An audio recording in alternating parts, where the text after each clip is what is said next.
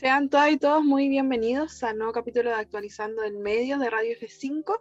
Nos escucha en vivo a través de Radio Frecuencia Renca todos los lunes a las 21 horas en su frecuencia 107.5 y también en su página web www.frecuenciafm.cl. Recuerda que también nos puedes escuchar de forma diferida en Spotify, iBooks, Apple Music y YouTube como Radio F5. Mi nombre es Vanessa Marín y hoy me encuentro acompañada de Ariel Flores. Vamos a estar en duple el día de hoy, en un día de invierno muy helado, como agosto, como corresponde. Y bueno, Ariel, ¿cómo estás? Y cuéntanos un poquito de qué vamos a estar hablando hoy en el programa. Hola, Vane, y también a toda nuestra audiencia que nos está escuchando desde ya en todas nuestras plataformas de audio y en Radio Frecuencia Renca. Sí, está muy helado, está muy helado. Sobre todo lo preocupante que ha sido todos estos días con mucho calor. Sí. Y un déficit de agua, que también se está hablando mucho de una alerta preventiva respecto al agua en la región metropolitana principalmente.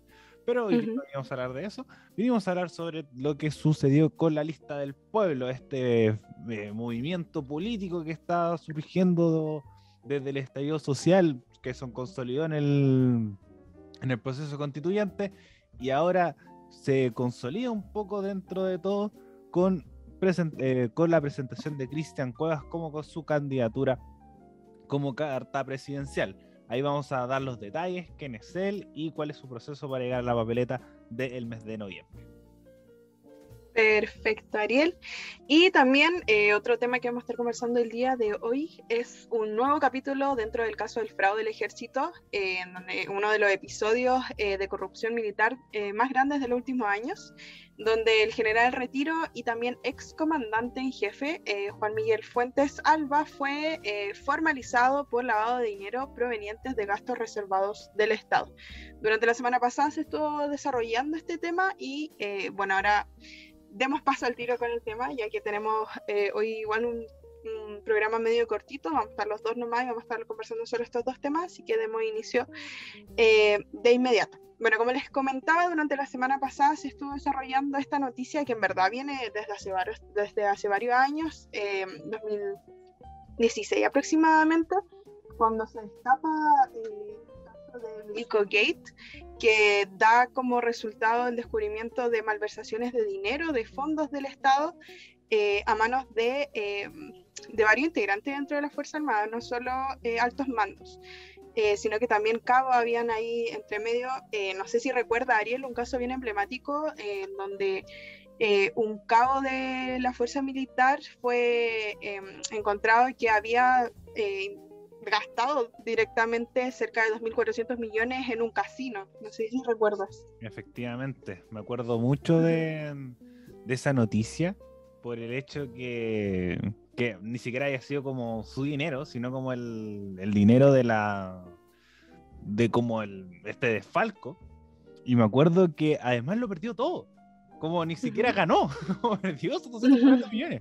Y no solamente lo gastó en el casino, sino también como compró mucho alcohol, creo que también tuvo una habitación adentro. Entonces como que se dio una noche de lujo con esos 240 millones.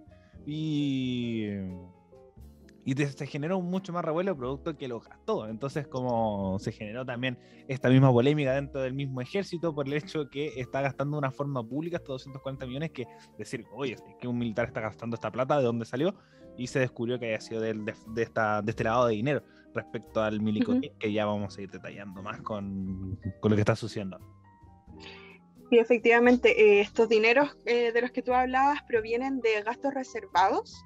Quiere decir que son dineros que el Estado le entrega al ejército con la intención de que fuesen ocupados en distintas operaciones que, como digamos, no se pueden como publicar directamente, no se pueden rendir cuentas porque suelen utilizarse como para a ver, un ejemplo, por ejemplo, algún tipo de investigación internacional con, no sé, en el caso que hubiese un conflicto, por ejemplo, con Bolivia, con Perú, con cualquier país vecino, y se hagan investigaciones, seguimientos, ese dinero directamente como destinado a la seguridad pública, digamos, seguridad nacional, no se pueda como justificar y decir, mira, se está invirtiendo esta plata en, no sé, por ejemplo, este espía o este operativo que se está llevando a cabo en tal país. Entonces, por eso se habla de gastos reservados del Estado, porque el Estado directamente le entrega dinero al ejército para que ellos hagan uso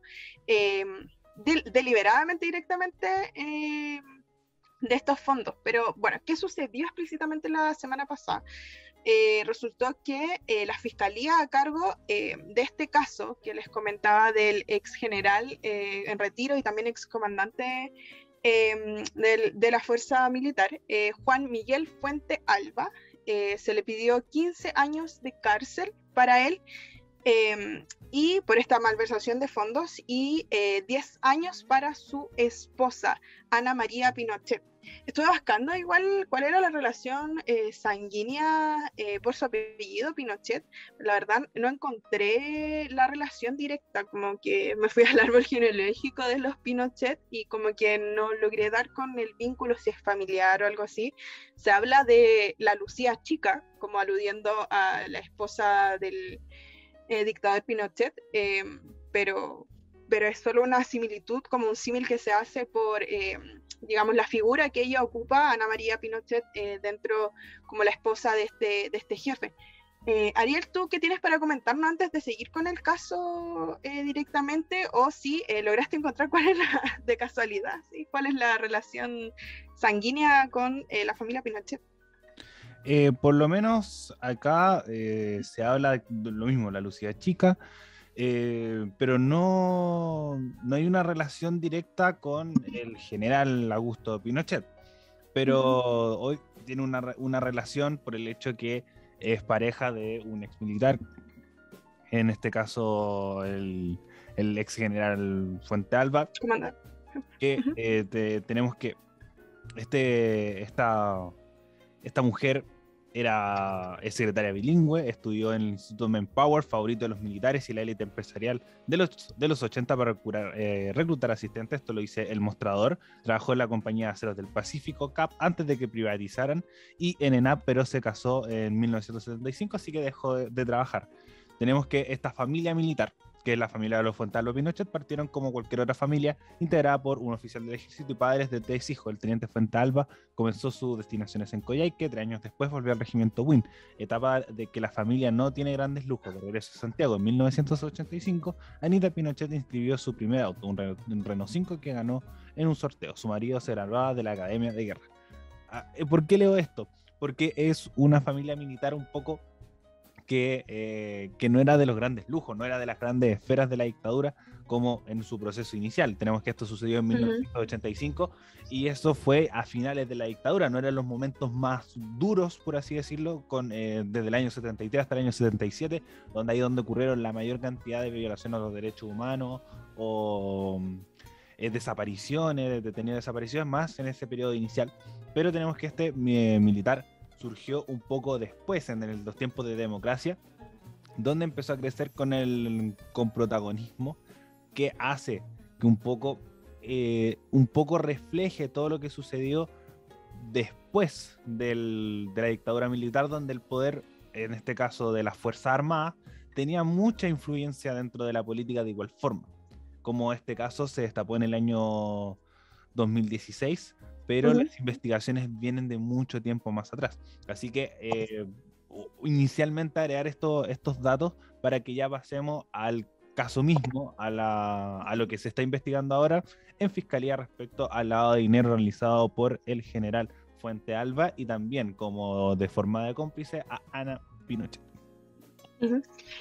Bueno, sí, esta investigación, como bien decía el Ariel, salió a la luz el año 2016 con la participación del investigador Mauricio Weibel, pronuncio bien su nombre, pero él hace este descubrimiento luego de que de la nada le informan en un sobrecito, en un papel, que investigara a este personaje directamente luego de lo que ocurrió con el Milico Gate, y de manera anónima le informaron este nombre, y a raíz de eso él empieza a investigar y claro, da con este caso de malversación de fondos. Pero ¿Qué es lo que pasó? Finalmente, los cargos que fueron imputados a la esposa del excomandante, doña Ana María Pinochet, como estábamos hablando, al respecto a la fiscalía determinó que ambos realizaron maniobras de ocultamiento de dinero entre los años 2010 y 2016. Luego ahí fue cuando se descubrió.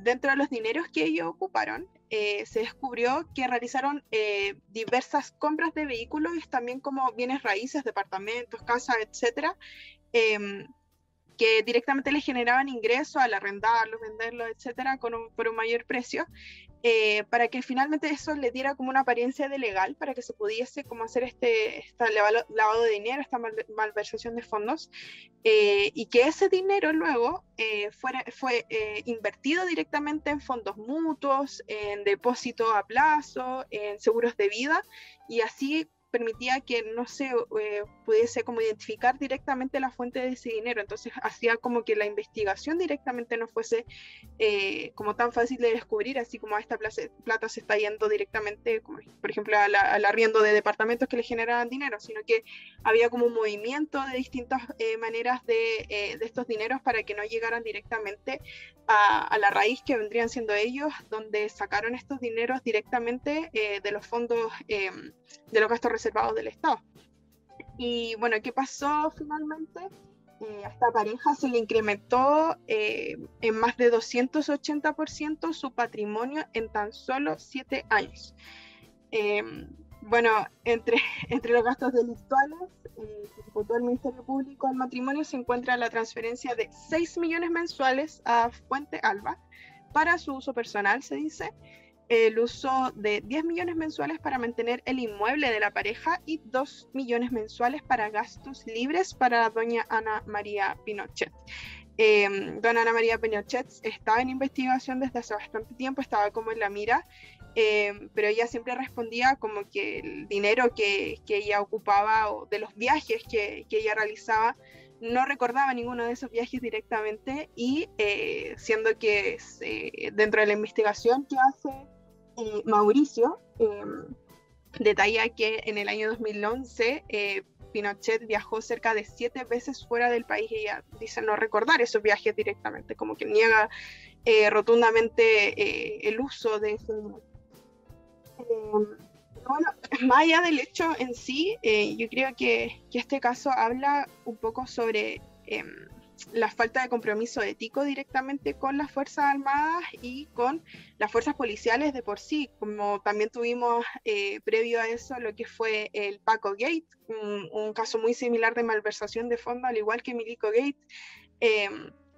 Entonces, directamente habla, claro, como de esta falta de compromiso ético con la moral, con su deber. Recordemos que al ingresar las personas que ingresan al ejército hacen un juramento directamente con la patria, así como prometen defender y honrar directamente a la patria, pero luego podemos ver casos como este en donde el ex comandante y jefe de las Fuerzas Armadas comete este tipo de actos delictivos directamente. Pero bueno, eso para comentar, para dar la conversación un poco. Ariel, sigue tú, que tienes que comentar al respecto, y cuál es tu apreciación directamente con este caso. Bueno, tres datos. Primero, está haciendo toda una investigación, como dijo la Vane. Esto está en un juicio por lavado de dinero, y porque es noticia en esta semana, producto que la mañana del día jueves Fiscalía presentó la cantidad de años de cárcel que debería presentarse al general Fuente Alba, que son 15 años y un día. ¿Esto significa que va a ganar eso? No. ¿Qué es Fiscalía? Fiscalía es un órgano que es el encargado de la investigación. Entonces, en el caso de los juicios, Fiscalía dice, según lo que nosotros sabemos de la ley y todo lo que hemos acaparado respecto a la investigación, nosotros como Fiscalía le recomendamos al juez que en su sentencia sea de 15 años y un día. Ahí el juez después también revisa el caso, revisa los antecedentes de Fiscalía, lado querellante, lado defensor, y ahí se ven y se sacan conclusiones respecto a las cantidades de años.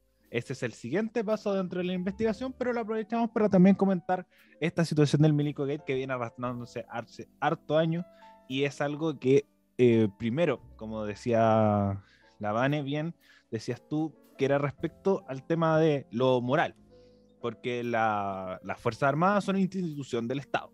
La institución del Estado que está encargado de la defensa nacional, como todas las Fuerzas Armadas del país. Pero tenemos que en este 2021 el presupuesto para las Fuerzas Armadas son de 2.354 millones de dólares.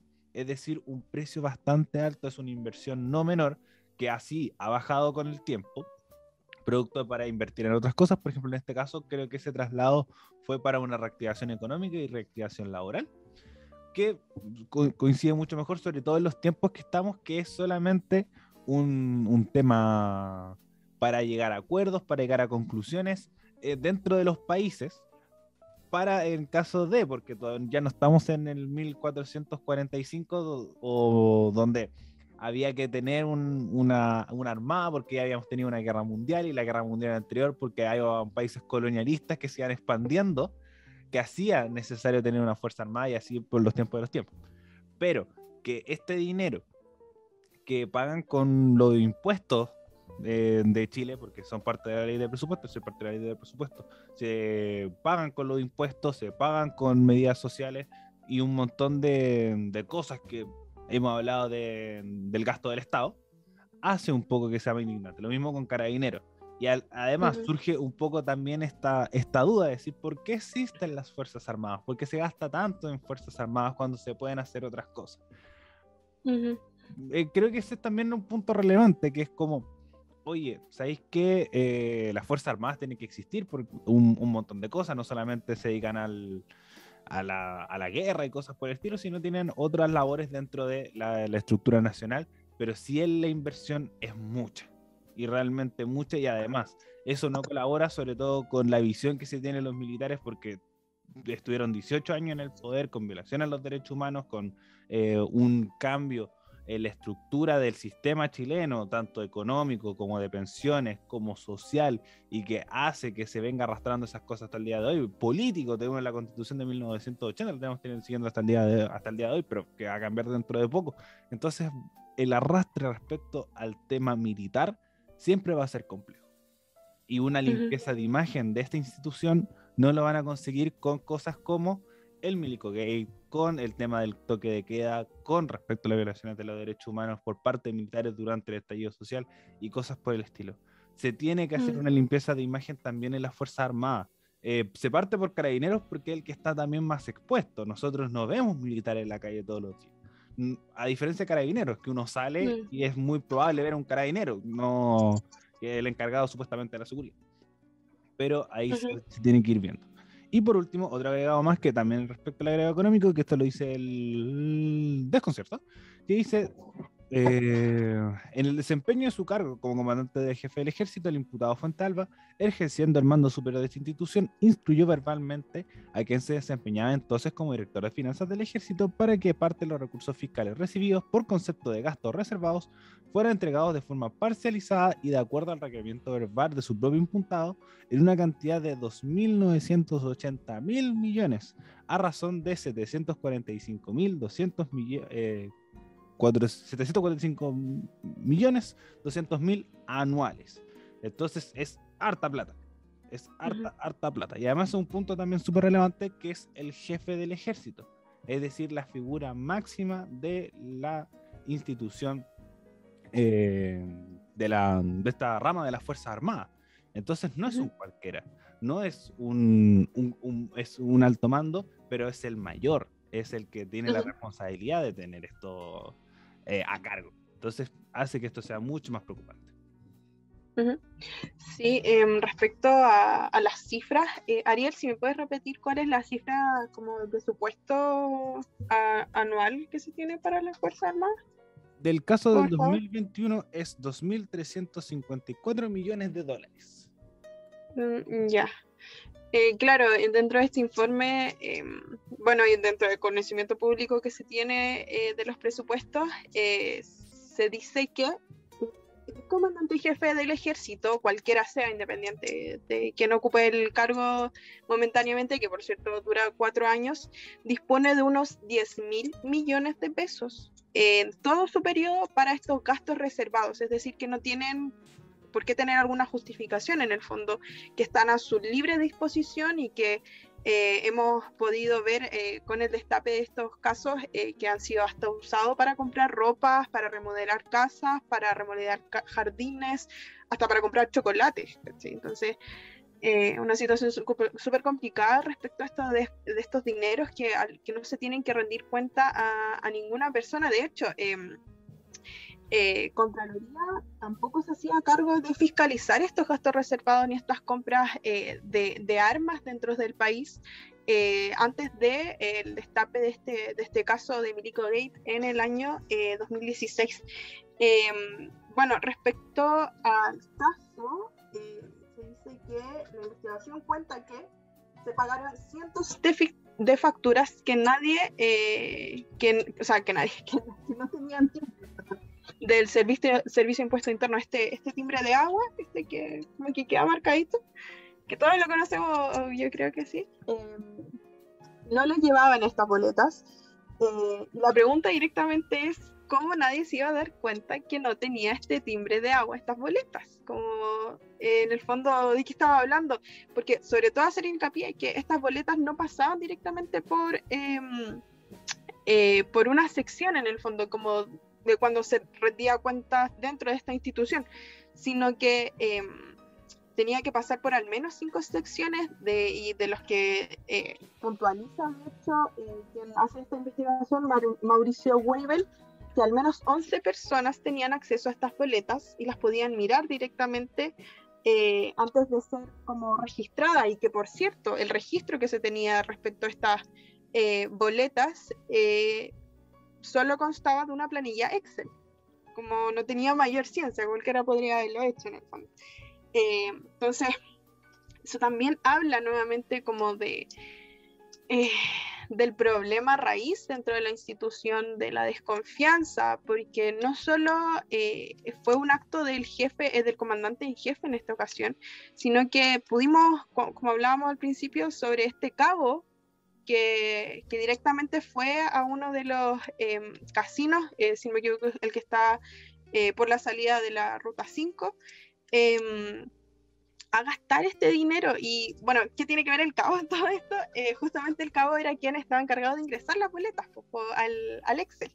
Y ahí es donde tenía para que se quedara callado directamente. Entonces, claro, apuntando a lo que mencionaba el Ariel respecto a este lavado de imagen que tiene que hacer el ejército directamente, yo creo que debería partir por hacer un reconocimiento y por pedir unas disculpas directamente por las violaciones de derechos humanos, primero, que se realizaron durante dictadura, porque nunca ha habido unas disculpas públicas, nunca ha habido un reconocimiento de las matanzas que hicieron.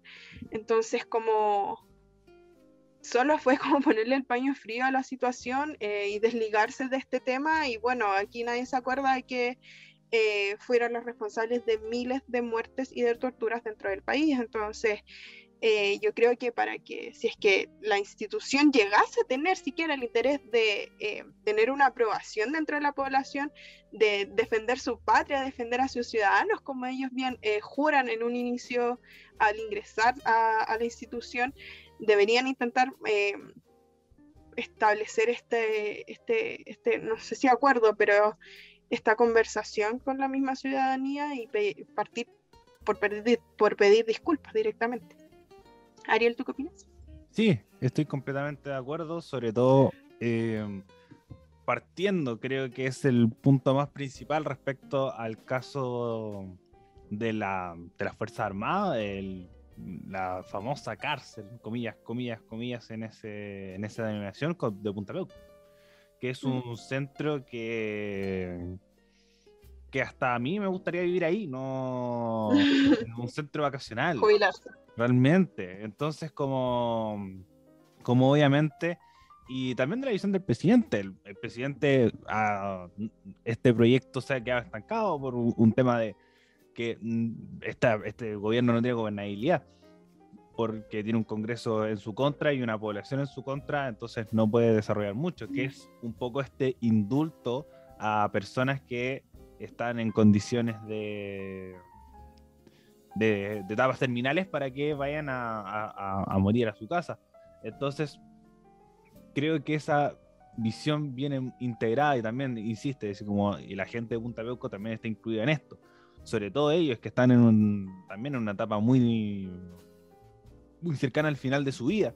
Entonces creo que desde ya la visión de gobernanza hace que esto ya se vaya trasladando a otras áreas, se vaya trasladando a otros mundos. Entonces creo que todavía se tiene un poco el respeto al mundo militar y que está bien, que se tiene que mantener, pero al mismo tiempo con la autocrítica de lo realizado durante el gobierno militar, que hace que este país esté como gobierno militar. Sí, como desde la perspectiva de ellos, como la dictadura, obviamente, que siempre habla de la dictadura, que hace que este país esté como está actual. Y no lo digo de un punto de vista positivo, al contrario, como con un sistema corrupto, con una estructura de país que vimos que se está desgastando y con una constitución muy restrictiva que está hecha para que como decía Jaime Guzmán, el enemigo no gobierne al momento de generar una gobernación. Entonces creo que desde el punto de vista, como viéndolo muy desde afuera, este proyecto, más que proyecto, este juicio, no ayuda con la visión de mejorar la imagen de las Fuerzas Armadas, y las mismas Fuerzas Armadas no quieren mejorar. No se muestran como con una autocrítica, sino están en el puesto de poder que ya está. Porque además tenemos que las Fuerzas Armadas tienen un sistema de jubilación distinto, tienen sueldos vitalicios, los jefes de las Fuerzas Armadas, tienen lugares distintos para poder atenderse, el hospital militar, como que realmente la diferencia entre militar y ciudadano es muy grande, es muy grande. Entonces, como este trato como desigual, por ejemplo, un funcionario de Carabineros y de las Fuerzas Armadas tiene que tener 30 años de servicio y después de esos 30 años se puede jubilar con el sueldo que ya tiene por un tema de gastos del Estado. Entonces, creo que todos esos privilegios que tiene el mundo militar establecido desde la dictadura hace que se pierda la confianza en la ciudadanía, y estamos en un periodo donde la ciudadanía necesita confiar en sus instituciones, necesita confiar en el Poder Ejecutivo, necesita poder confiar en el Poder Judicial, necesita poder confiar en las Fuerzas Armadas, como no es la idea que estemos enojados con las Fuerzas Armadas siempre, como no es la idea, si uno tiene que también confiar en las instituciones, y como si necesito, por ejemplo, el mundo del puerto necesita a la Marina, nosotros quizá el tema del ejército, producto que no tenemos nada cercano, o las relaciones internacionales respecto al tema de las Fuerzas Armadas también es súper importante. Entonces, creo que este Milico Gate y tener un cambio respecto a la sentencia, que estos 15 años sean 15 años y no sea en Punta Peuco y sean efectivos, creo que puede influir. Pero, por ejemplo, si se mantienen las medidas que tiene actualmente, que son arraigo nacional y firma mensual, se vuelve a caer. Entonces yo encuentro que como estructura país, como estructura política, se tiene que establecer condenas de, por ejemplo, 15 años, que lo recomienda Fiscalía, porque si no va a bajar la desconfianza nuevamente, como sucede con Carabineros. Lo que ha sucedido con Carabineros, siguen pasando directores generales, siguen pasando, pero no hay un cambio en la institución. Y tampoco se planea hacer una reforma pronto, y hay una división como muy clara entre los candidatos que dicen como no, hay que reformar, no hay que reestructurar, no, hay que refundar. Entonces se generan como estas discrepancias que también tienen que involucrar a las Fuerzas Armadas, porque se tienen que reestructurar, se tienen que actualizar, porque se sigue teniendo esto, como decías tú bien al principio, se tiene esta visión obviamente militarizada pero que viene arrastrándose de un gobierno militar incluso antes, porque se habla mucho que se mantiene una estructura desde su fundación, desde el tiempo de O'Higgins, que fue uno de los impulsores del ejército de Chile. Entonces siento que esas cosas se tienen que ir cambiando porque estamos en unos tiempos donde no estamos en tiempos de guerra, y menos en un contexto latinoamericano, como obviamente hay guerra en todo el mundo, pero en un contexto latinoamericano y en un contexto chileno específicamente no estamos en tiempos de guerra. Uh-huh. Sí, totalmente de acuerdo. Sobre todo con esto de la intención de que de las mismas Fuerzas Armadas se ganen el respeto, que yo creo que no existe desde que ocurrió, ¿cómo se llama? En el 73, este atentado directamente a la democracia. Instaurando esta dictadura se perdió el respeto. Yo directamente no creo que exista. Yo creo que lo que hay es lo que ellos mismos cultivaron y terminaron cosechando, es miedo, no hay otra palabra, es fuerza bruta, son las personas que directamente tienen armas y tienen todo el derecho y todo el permiso, digamos, por parte del Estado a ejercer fuego en contra las personas que ellos estiman convenientes hacia nosotros mismos como ciudadanos. Bien lo pudimos ver en el estallido social.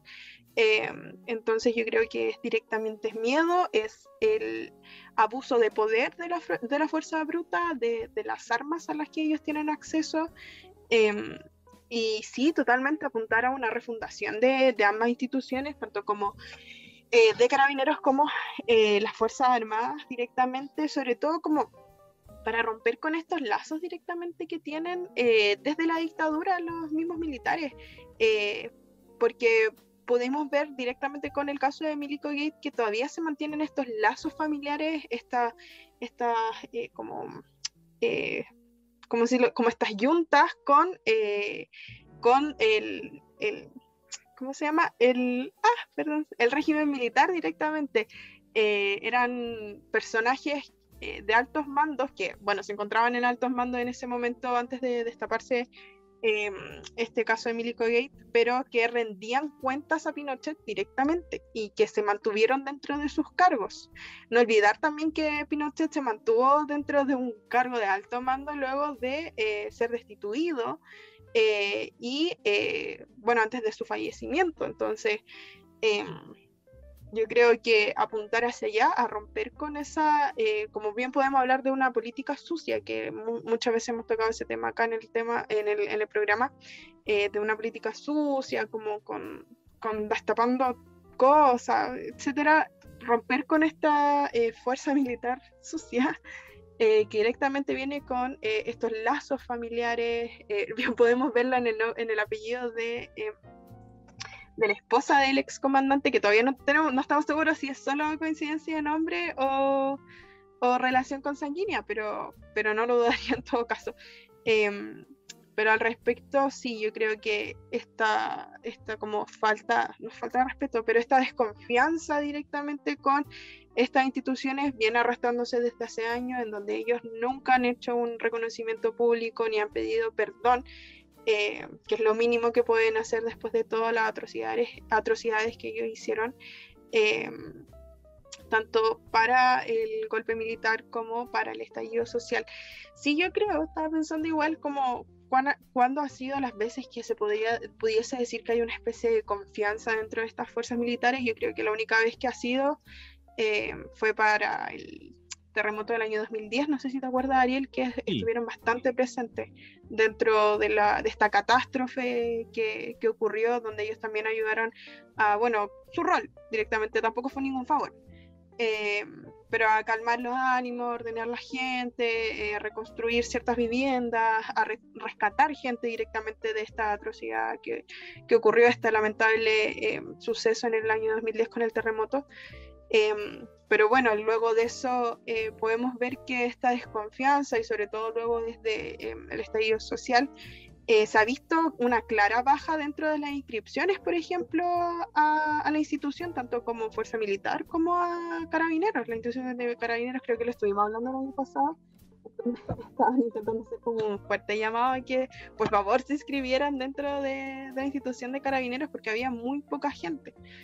Pero bueno, para dejar de llevarme toda la palabra, Ariel, te doy la palabra si quieres comentar algo más al respecto. Sí, para cerrar, respecto al tema de la función de los militares, y no solamente en los terremotos, sino en todas las catástrofes naturales que ha sucedido en nuestro país, aluviones, bueno, el tsunami mismo, temblores en todas partes del país, no solamente en el 2010, sino en el norte, cuando sucedió respecto a Diego de Almagro, de la luz también en ese sector, cuando hay lluvia y se genera el estado de excepción, ahí las fuerzas militares son las que acompañan, y creo que es una labor que vale la pena destacar.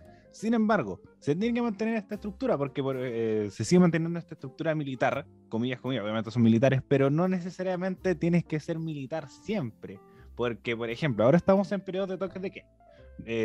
Chile tiene toque de queda en un porcentaje relativamente menor del país, hasta las 12 de la noche, y el resto lo tiene hasta las 10 a las 10 de la noche, de 10 a 5 de la mañana y de 12 a 5 de la mañana respecto a la situación COVID, para que no se generen aglomeraciones en la noche como fiestas, cosas por el estilo. Entonces, puede haber militares en la calle, sí, para fiscalizar, para generar control, pero no lo tienes que hacer ni arriba de un tanque, no tienes que hacerlo con una metralleta en la mano, no tienes que hacerlo con armas, no necesariamente tienes que hacerlo.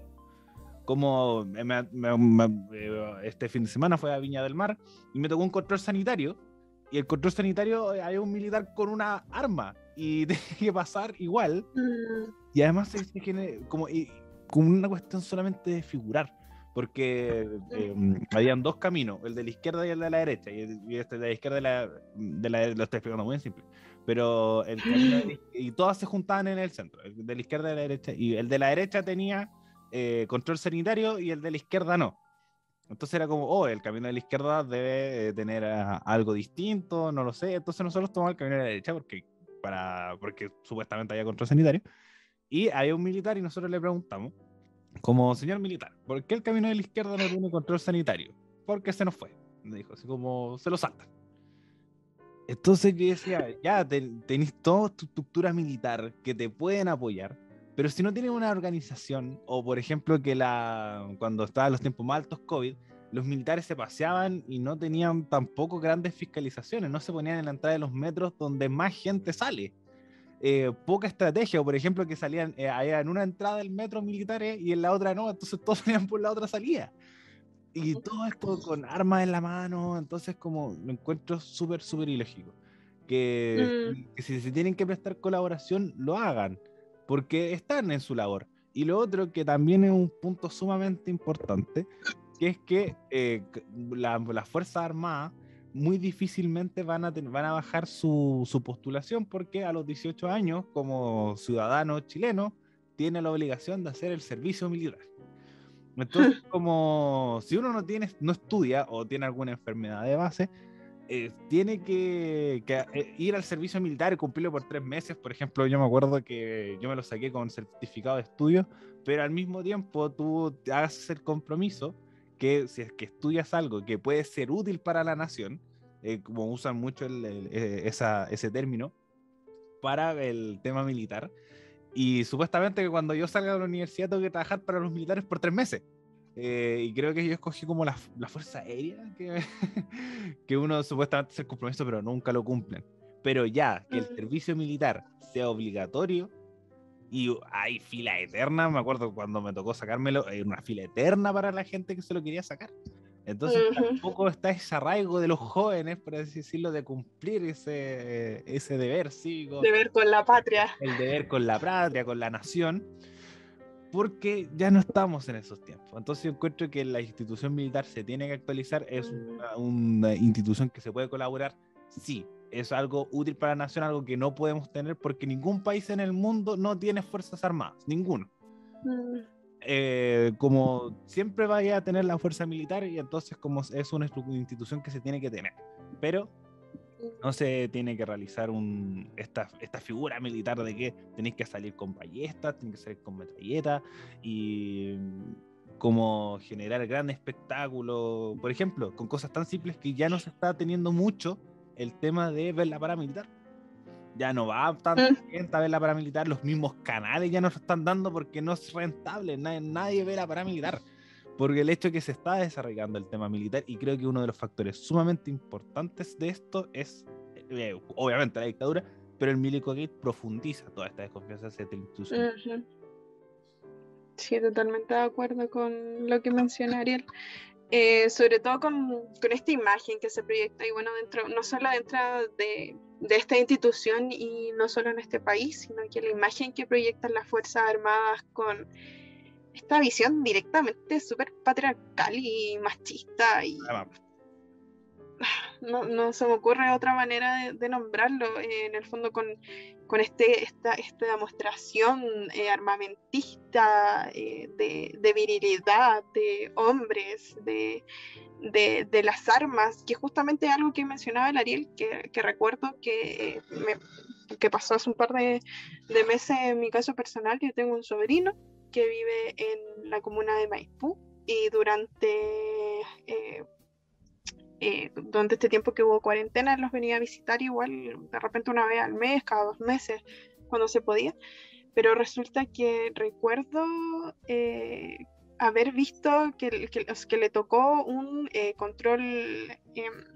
control sanitario donde asistían militares, y recuerdo haberlo visto tiritando y casi a punto de llorar del miedo de verlos directamente con esta imagen, como bien decía el Ariel, con esta, no sé qué será, metralleta, estas armas enormes, demostrando como algo totalmente innecesario. O sea, el terror, el pánico, la imagen, creo que como la gestión comunicacional ahí dentro de las Fuerzas Armadas como que no está bien planificada, creo yo, como en la imagen. Pero bueno, eso ya para ir cerrando el tema, como que repito, es una imagen no solo acá en el país, lamentablemente, sino que este mundo como de guerras, de conflictos territoriales, de ese tipo de cosas medias patriarcales que se vienen arrastrando desde hace miles de años, desde que tenemos uso de razón los seres humanos. Pero bueno, nada que hacerle, directamente seguir viendo qué va a suceder con este caso que no está cerrado del todo, y que todavía quedan varios casos pendientes respecto a este suceso del Milicogate, y que probablemente no sea el único. Llamado a estar viendo si efectivamente se cumplen los 15 años de cárcel para el excomandante y los 10 años de cárcel para su cónyuge, o si, como decía el Ariel, van a irse a su retiro espiritual dentro de Punta Peuco. Ariel, ¿algo más que agregar antes de cerrar este tema y pasar con el siguiente? Nada más que agregar. Muy bien, Ariel. Entonces sigamos con el siguiente tema, con lo ocurrido el pasado viernes 6 de agosto dentro de la lista del pueblo. Así que, Ariel, dale nomás para conversar al respecto.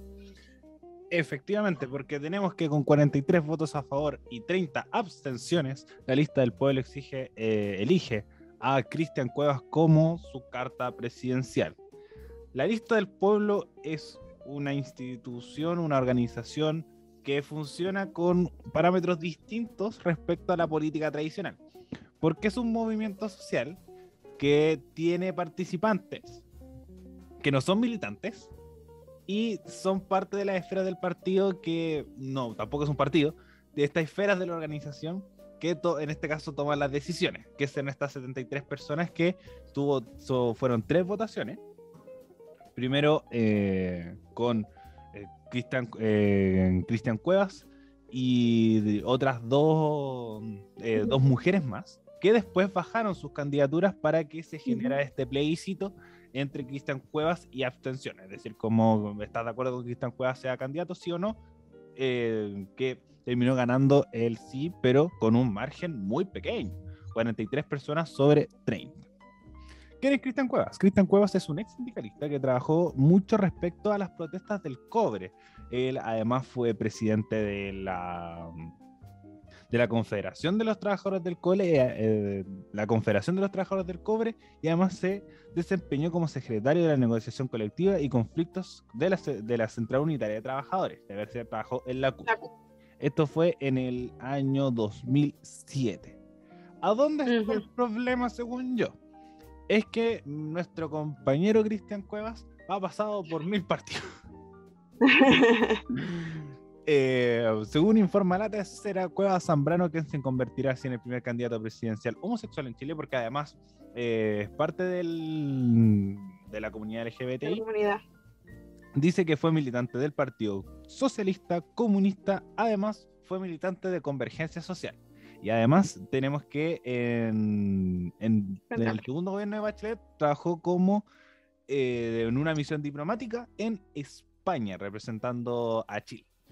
Entonces, esto es lo llamativo, por el hecho que es la lista del pueblo, una de sus condiciones es que independiente, sin partido, no siendo parte de la antigua política, y esto me hace mucho ruido, porque no ha pasado por uno como haber renunciado a un partido, sino fueron a 3, y el Frente Amplio dentro de poco.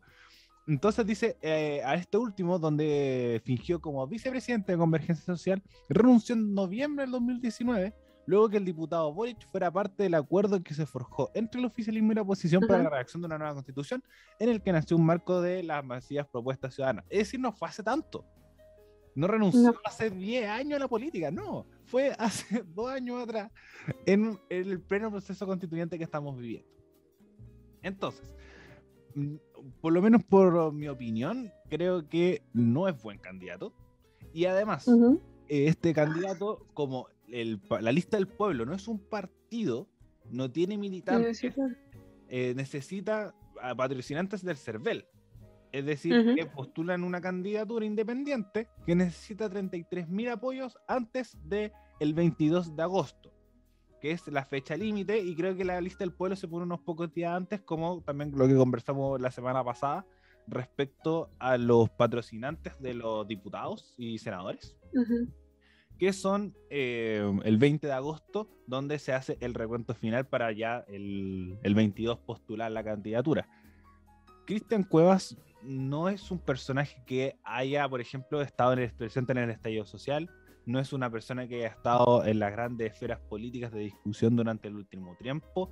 Yo no sabía quién era Cristian Cuevas hasta que la lista del pueblo lo proclamó como candidato. Y nosotros, no sé si tú, Anne, tú lo conocías antes de que fuera candidato.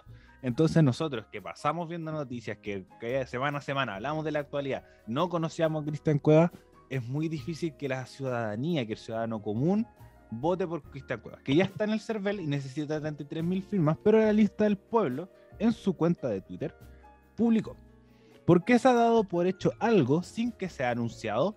¿Ustedes piensan que no le consultaremos antes al pueblo? Entonces, no sé a qué se referirá este tweet. No sé si van a hacer una consulta ciudadana. No sé si van a decir como no, el pueblo proclamó a Cristian Cuevas con los 33.000 apoyos, que además tienen muy poco tiempo para conseguirlo. Al momento que estamos grabando esto es 8 de agosto y tienen que conseguirlo para el 20, es decir, son 12 días para conseguir 33.000 firmas. Y con un personaje que, por ejemplo, a Gabriel Boric le costó, que todos los días Gabriel Boric estaba en las noticias, o por lo menos una vez a la semana, Cristian Cuevas creo que lo tiene mucho más difícil, y ahí la lista del pueblo comete un error gigantesco, porque si hubiera tenido un nombre quizás más reconocido, como Montesinos, que era un poco el fundador de la lista del pueblo, o intentar buscar el acuerdo con Sharp, que estaba presente ahí en la discusión, o buscar otra alternativa, porque Cristian Cuevas no es un nombre reconocible, y tú como lista creo que tú estás en el pic de tu popularidad respecto a la Convención Constitucional, y en 4 años más es muy difícil que vuelva a conseguir la popularidad que tienes hoy día. Entonces, para mí la lista del pueblo se debe haber formado como partido y funcionar con estructura de partido, porque creo que la lista del pueblo está cometiendo también ese error, y creo que lo conversamos la semana pasada, que partido es igual a élite política, partido político es igual malo. No necesariamente es así, sino que te genera una estructura, que te genera un funcionamiento, porque el tema de los patrocinios, se dice, tienes que estar de acuerdo con todos los elementos de la lista del pueblo, es decir, un partido, es decir, una organización política. Y un partido te respalda más respecto a una candidatura, te respalda más respecto a diputados, porque pudiste haber presentado una lista más que una pura persona. Entonces, creo que este funcionamiento no ayuda mucho, y con un miembro que haya estado en el Partido Socialista, Comunista y en el Frente Amplio, es decir, todos los aspectos de izquierda, no creo que calce respecto a la ideología de la lista del pueblo, como esto de no somos independientes, sin partidos, y no somos parte de las viejas políticas que estamos realizando. Entonces creo que esto es una vieja política y que sucedió mucho en el Frente Amplio, y el mismo Frente Amplio lo criticó, que es que mucha gente se está saliendo de los partidos que no tenían oportunidades a postularse a otros cargos en el Frente Amplio, y el Frente Amplio dijo, no, ¿sabéis qué? Tenéis que hacerte tu propio camino, no es llegar como... no es llegar y ser candidato. Y creo que aquí la lista del pueblo fue muy así, llegar y ser candidato, y yo creo que con esto ya respecto a Cuevas, que creo que es un mal candidato, se suma a la lista presidencial, se suma a esta candidata, como a esta serie de nombres que nosotros hicimos un capítulo especial revisando todos los nombres que pueden estar en la papeleta de noviembre. Nos faltaba de la lista del pueblo, y nadie se esperaba mucho que fuera Cuevas, no había muchos rumores respecto a que fuera, y entonces, y además como esto mismo un poco sectario, cerrado, que 43 personas escojan a este miembro cuando se habla que es una organización muy pluralista, siento que se pudo haber abierto más. Si hubiera dicho como, bueno, esto mismo, que le vamos a consultar al pueblo, esa consulta se hace antes, más que decir como cuando ya está listo. Como claro. Ya se da por hecho mucho, ya está su nombre en el CERVEL. Entonces, como, no sé, creo que no está haciendo bien las cosas la lista del pueblo cuando tenía para poder sacar un candidato e incluso ganar. Si es que hacía bien las cosas, pero creo que está llegando a un punto que ni siquiera va a llegar o tiene muchas probabilidades que que este candidato no llegue a la papeleta de noviembre. Y ya con esto cierro para que tú, Anne, también opines respecto a esta decisión de la lista del pueblo de tirar a Cristian Cuevas como su carta presidencial, que todavía está en un proceso previo, porque ahora es precandidato presidencial. Claro. Sí, concuerdo con lo que dice. En lo personal me cargan las cosas al lote, y esto directamente lo veo como un trabajo al lote. Si a mí ya en lo personal me molesta la participación, la incorporación a la participación de, bueno, también un poco, de Jasna Proboste, con esto como medio apurado, como que no estábamos seguros si es que iba a ir, estábamos todos pendientes, como que un poco tenía la cosa tensa ahí, y se dio todo de repente como de la nada, y como que el proyecto, ¿cómo se llama? El proyecto de gobierno, directamente como que está medio listo, no sabemos si está listo, ya está aprobado o qué.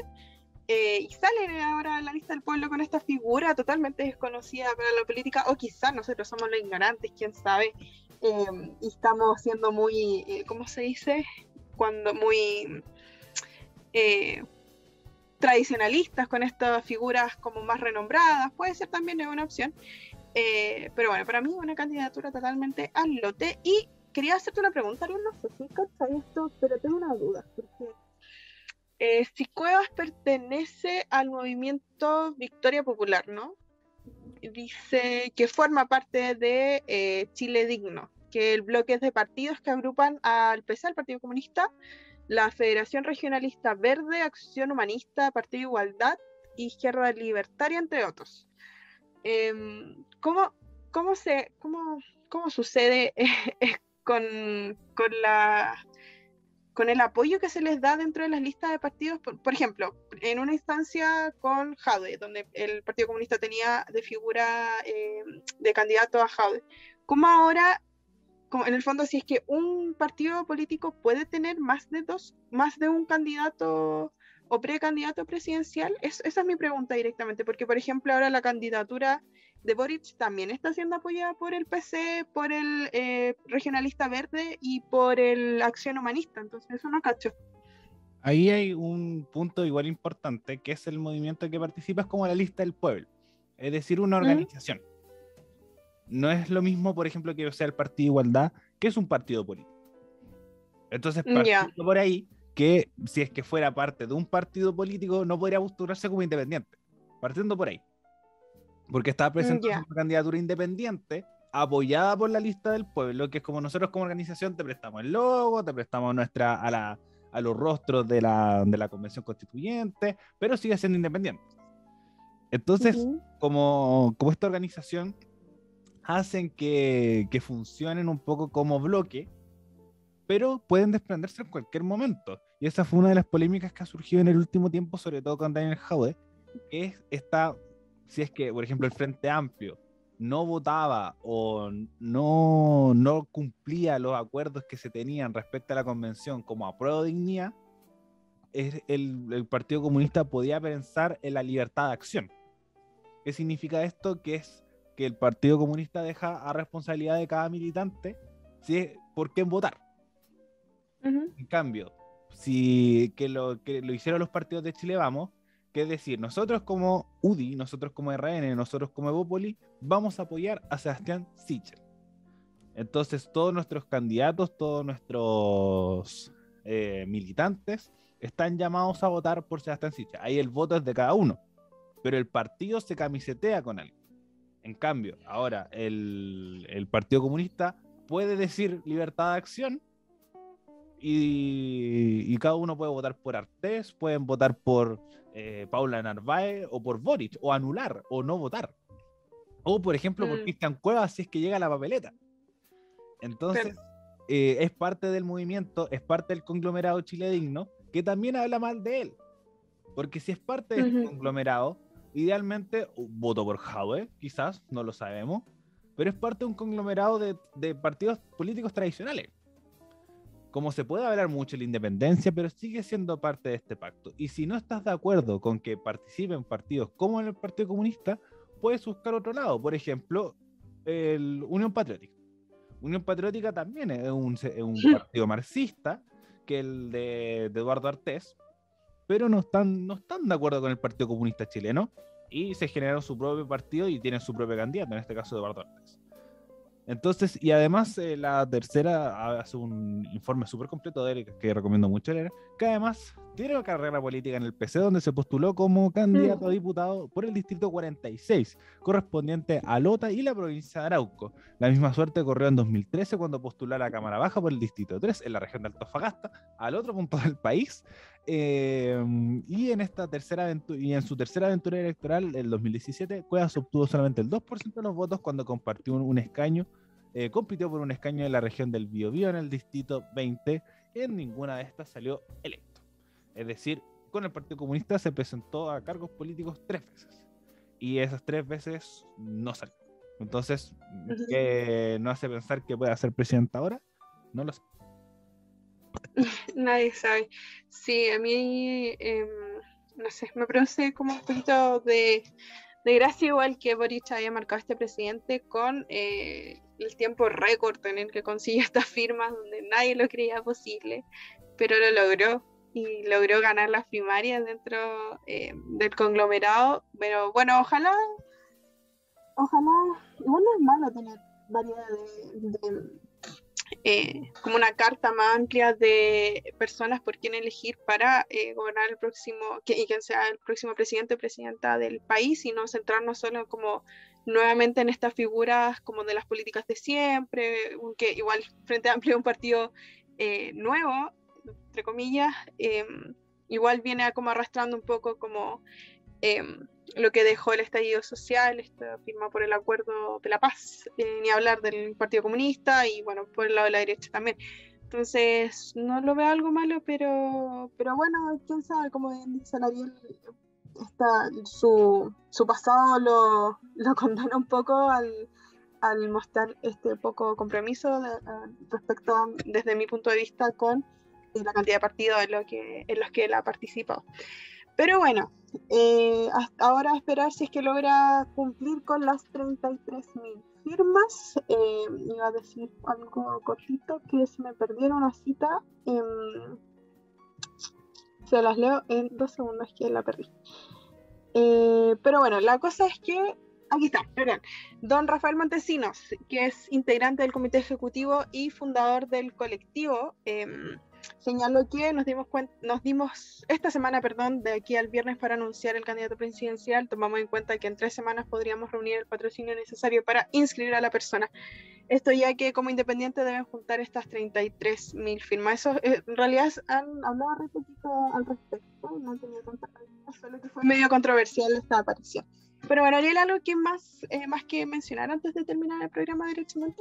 Sí, le deseamos lo mejor a a Cueva, no estamos en contra de él, solamente criticamos un poco y lo hacemos nosotros criticamos que hay que criticar, que es respecto a la organización, un poco cumplir con lo que presentas. Entonces siento que la lista del pueblo con este candidato no lo hizo tan así, no cumplió con lo que un poco se esperaba y no se condice respecto a lo que hace como la lista del pueblo, los independientes, y presentar mucho esta idea, mucho este ideario, que para mí Cristian Cuevas no es el personaje que lo representa. Pero sí, ojalá llegar a 33.000 firmas, y si usted le gusta la lista del pueblo y cree que Cristian Cuevas es su candidato y no es militante de un partido político, usted lo puede apoyar, como así a apoyar a otros 20 candidatos que están presentándose para la candidatura presidencial de forma independiente. Usted lo hace en patrocinantes.cervel.cl. Usted con su clave única, la que uno saca en el registro civil, puede ayudar, puede patrocinar a un candidato, por ejemplo, Fabiola Campillay, de la misma lista del pueblo. Está ya consiguiendo firmas para poder postularse como senadora de la región metropolitana, o Juan Pablo Rojas, que es miembro del movimiento No Más CAE, también está postulándose a diputado, y ahí usted puede ver la gran cantidad, y en presidenciales puede votar por puede patrocinar a Cristian Cuevas, Carola Canelo, Tomás Jocelyn Hall, Rocío Muñoz, entre otros nombres más que usted puede encontrar ahí en patrocinantes.cervel.cl para apoyar candidaturas independientes. Bueno, Ariel, muchas gracias. Y así damos finalizado este programa. Es que creímos que iba a ser cortito igual, no nos teníamos fe, sí, pero logramos hacer la hora.